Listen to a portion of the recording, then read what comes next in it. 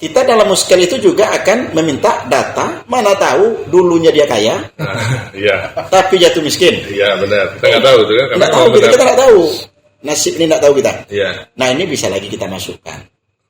Nah, yang kendalanya sekarang itu, yang keluar dari miskin tidak ada, tapi yang masuk setiap hari.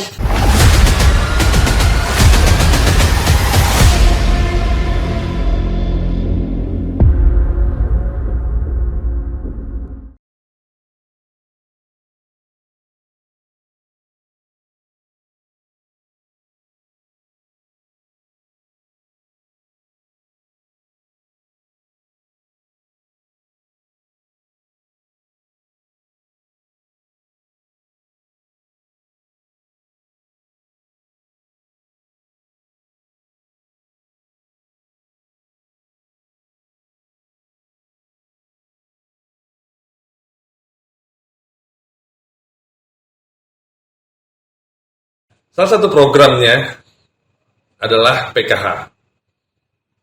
PKH ini saya punya koordinatornya. Koordinator Kota Pekanbaru. Bang, PKH ini tadi masuk, kalau saya perhatikan dari penjelasannya Pak Kadis, itu masuk ke daerah area fakir. Nah, program Keluarga Harapan ya, benar ya Bang ya? Dan ini sudah sejak kapan ini Bang? Dan apakah bergabung sama Pak Kadis? Atau beda? Mana di Indonesia pertama kali tahun 2007 ya, itu masih di masa rejim Pak SBY ya, dimulai PKH tadi. Pengertian PKH itu sendiri sebenarnya, atau tujuan PKH, mungkin sebelum kita sampai ke pengertian, tujuan PKH itu sendiri sebenarnya jangka pendek, kalau sekarang ini ya, itu adalah untuk mengurangi beban pengeluaran. Mengurangi beban pengeluaran. Ya, beban pengeluaran. Negara atau pengeluaran ekonomi keluarga. Keluarga. Ekonomi keluarga. Jadi dengan dia diberi bantuan PKH itu berupa tunai, uang ya. Ya. Dengan mereka diberi bantuan, berarti mereka bisa mengurangi beban pengeluaran ekonomi keluarganya. Oke. Itu dalam jangka pendek. Ya. Dalam jangka menengahnya, tujuan PKH itu adalah untuk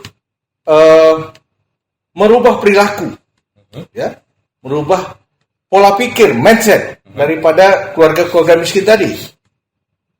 Ya, jadi keluarga miskin tadi merubah mindsetnya untuk peduli terhadap pendidikan, peduli terhadap kesehatan, ya, sehingga mengapa dua hal ini yang menjadi konsep daripada PKH itu, kesehatan dan pendidikan. Dengan mereka sehat, mereka bisa berusaha dan bisa mereka itu untuk bekerja dan segala macam. Kemudian dengan mereka berpendidikan, mereka akan bisa bersaing di dunia pekerjaan. Oke. Kemudian jangka panjangnya PKH itu bertujuan untuk memutus rantai kemiskinan antar generasi. Antar generasi, ya. Bukan keturunan ya jadinya. Jadi generasi itu jangan keluarga miskin yang sekarang masuk dalam DTKS yang seperti Pak Kadis tadi bilang fakir tadi, itu nanti anaknya jangan menjadi keluarga miskin baru. Oke. Gitu ya? Jadi terputus oleh PKH. Itu tujuan panjangnya, jangka panjang. Iya, Kota Pekanbaru tadi dari datanya Pak Kadis itu sekitar 10 ribuan ya. 10 ribuan. Abang kerja sendiri Bang? SDM PKH Kota Pekanbaru itu saat sekarang tahun 2021 berjumlah 68 orang. Ya. Terdiri dari 1 orang koordinator kota, kemudian 2 orang APD namanya administrator pangkalan data bagian kantor, kemudian 65 orang pendamping sosial. Nah, inilah mereka yang berjibaku di lapangan bertugas lumus dengan KPM untuk mendampingi, memfasilitasi, mengadvokasi, mengedukasi daripada KPM. KPM itu keluarga penerima manfaat. Oke. Nah, berarti termasuk diakah yang menyatakan bahwa ini layak, ini tidak? Nah, ini yang perlu saya sampaikan mungkin PKH juga sering dikritik oleh orang tentang masalah data. Iya, benar. Jadi di sini dapat saya jelaskan juga bahwa PKH itu sama sekali bukan sebagai petugas pendata. Bukan ya? Bukan. Oke. Ya. Jadi kami bukan petugas pendata, tapi kami adalah pengguna data. Ya, pengguna data. Pak Kadis sudah menyampaikan tadi, data yang kita gunakan sebagai data sumber data PKH itu adalah DTKS, ya. Data terpadu kesejahteraan sosial. Ya. Ini adalah basis data yang dipakai di seluruh Indonesia. Ya. Nah, pendataan ini pertama kali dulu dilakukan oleh BPS pertama kali pendataan ini. Ya. Angka kemiskinan ya. Kemudian pada tahun 2015 terakhir BPS melakukan pemutakhiran data DTKS tadi. Kemudian barulah data tadi dimutakhirkan melalui mekanisme musyawarah kelurahan, ya, musyawarah kelurahan untuk memutakhirkan daripada data DTKS tadi, artinya memasukkan orang yang tidak masuk dalam data DTKS dan mengeluarkan orang yang sudah sejahtera atau sudah mampu, kata Pak Kadis tadi, kaya kata Pak Kadis tadi, dikeluarkan dari data DTKS. Nah, ini melalui mekanisme muskel, musyawarah kelurahan. Jadi setiap kelurahan, kalau tahun 2021 ini per bulan seyogyanya melaksanakan musyawarah kelurahan yang dihadiri oleh tentu RT, oleh RW. ketua RT, RW, tokoh masyarakat, tokoh agama, tokoh perempuan, tokoh pemuda, organisasi kemasyarakatan, kemudian ada lurahnya, ada ketua LPM-nya, di tingkat kelurahan, memusyawarahkan siapa yang orang miskin di kampung kita ini. Nah, dinas sosial itu menyiapkan data yang termasuk dalam data DTKS. Ini loh data yang masuk DTKS, ya. Nah, RT RW kan juga membawa orang yang mungkin nggak masuk dalam data DTKS. Nah, muskel tadi tentu memutuskan orang itu kan yang lebih paham tentang Daerah masyarakatnya, tentang masyarakatnya. RT RW paling paham ini orang miskin atau tidak.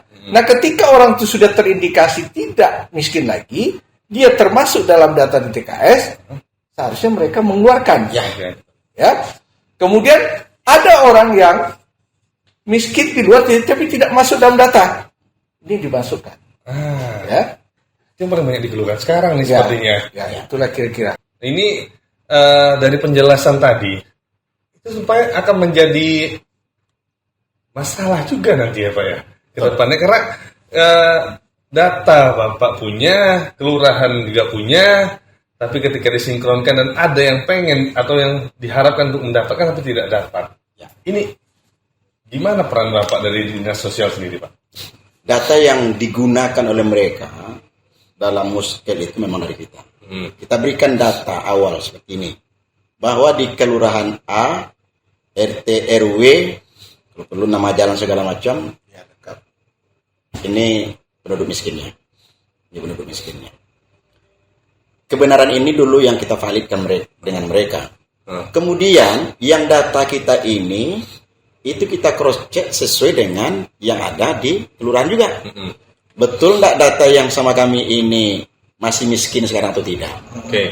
Nah, kalau udah meningkat ekonominya, itu yang harus dicoret di saat muskel itu.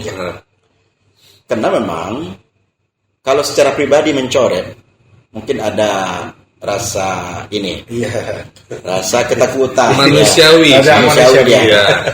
Tapi kalau sudah ada keputusan bersama bahwa yang miskin ini sekarang ini ekonominya udah meningkat, tidak layak lagi untuk mendapat bantuan. Kalau udah dinyatakan sama-sama untuk dicoret, ya dicoret. Kalau ada yang komplain, ini udah keputusan bersama. Ini yang disampaikan oleh Pak Desman tadi, bahwa di saat muskel itu, kalau untuk mengeluarkan mereka yang sudah dianggap meningkat ekonominya supaya dia tidak dapat lagi bantuan atau tidak lagi termasuk ke kelompok PKH, nah inilah jalannya. Nah, Kemudian kalau untuk mengusulkan, nah jadi kita kan timbal balik nih. Ya. Ada orang miskin, tapi dia belum masuk ke DTKS. Ya.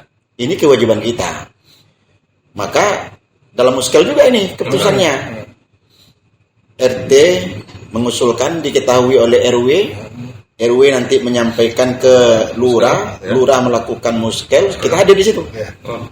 Diputuskanlah bahwa sesuai dengan usulan RT, RW dan lurah dalam muskel bahwa si A adalah layak untuk dimasukkan ke DTKS. Masuk ke DTKS kita, ini kita online kan langsung ke pusat. Oke, kalau tiap bulan aja mau melaksanakan muskel itu, otomatis kan ada perubahan nih. Betul. Karena ini mohon maaf nih, karena setahu saya memang ekonomi itu naik turun. Ya. Tapi kenapa masih kurangkah koordinasi antara kelurahan dan dari dinas sosial sendiri? Nah jadi begini, maklum ya, saya kan baru di sini ya. Ya, oke. 3 bulan. Ini yang mungkin yang menjadi kendala selama ini. Kendala, oke. Kendala. Mestinya memang kita tuh kalau bisa ya setiap bulan, minimal sekali 3 bulan. Ya, minimal. Ya kan? Sekali 3 bulan kita lakukan muskel. Ya. Mana tahu Angka? datang rezeki dari langit, ya kan? Yang biasanya dia miskin, Hah? mungkin entah kena doa segala macam, usahanya lancar, dia ekonominya meningkat. Oke, benar. Ini tugas di saat muskel harus keluarkan, sehingga berkuranglah penduduk miskin 1. Iya, benar. Kemudian nanti kita dalam muskel itu juga akan meminta data, mana tahu dulunya dia kaya, Iya, tapi jatuh miskin. iya benar. Kita nggak tahu tuh kan? Nggak tahu, kita nggak tahu. Nasib ini nggak tahu kita. Iya. Nah ini bisa lagi kita masukkan. Oke. Nah, yang kendalanya sekarang itu, yang keluar dari miskin tidak ada, Hah? tapi yang masuk setiap hari. Nah, Yang keluar tidak ada, yang masuk setiap hari. yang masuk setiap hari. Iya. Akhirnya tentu ya Akhirnya bertambah. bertambah penduduk miskin. Ini Dinas juga sosial benar. tidak berhasil menurut orang. Iya, benar-benar. Ujung-ujungnya itu boleh kota lagi kan. Iya. Nah, jadi kita inginkan, hendaknya kita juga fair, masyarakat perlu juga menghitung-hitung diri. Saya ini apakah Masuk. termasuk masih layak menerima bantuan atau tidak? Oke. Masyarakat juga hendaknya ada rasa kasihannya nengok saudaranya yang ekonominya jauh lebih di bawah dia. Sementara saudaranya itu tidak dapat bantuan. Sementara dia yang ekonominya mungkin jauh lebih tinggi dibandingkan dengan yang tadi, Nah, dia dapat bantuan. Seharusnya dia mundur. Apa namanya? berbesar diri, berbesar hati, supaya menyatakan mundur keluar dari itu, dan mudah-mudahan ada saudara yang lain untuk menggantikan dia. Ini keinginan kita sebenarnya. Oke, baiklah. Terima kasih nih Pak Kadis. Ternyata hampir 20 menit loh kita. Ini makanya nggak akan cukup untuk membahas di satu sesi ini. Jadi sebenarnya mau pengen tahu juga aktivitas dari Korkot, kemudian Pak Kadis. Ya. Bener nggak Pak Kadis nih mengadakan muskel, datang ketemu sama terus melihat data di lapangan. Ya. Walaupun 3 bulan baru menjabat, tapi saya yakin kalau dengan aktifnya Bapak turun ke lapangan bakalan tahu Pak. Ya, itu dia. Programnya Bapak ini benar-benar sampai tepat nggak sasaran ini? Ya.